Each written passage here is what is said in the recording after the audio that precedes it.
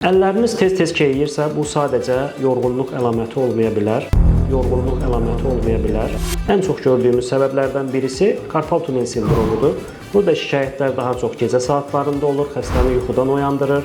Daha çox ilk 3 barmaq və 4-cü barmağın bir hissəsində keyimə, uyuşma, ağrı, rahatsızlıq hissi olur.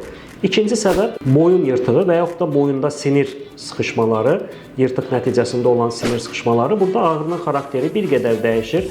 Daha çox, daha proksimaldan, yuxarıdan aşağı yayılan ağrı, uyuşuqluq hissi, keylik hissi olur. Bundan sonraki bir səbəb diabet ola bilər. Şəkərli diabet sinirlərə zərər verir. Bunun nəticəsində əllərdə keyləşmə, uyuşma ola bilər.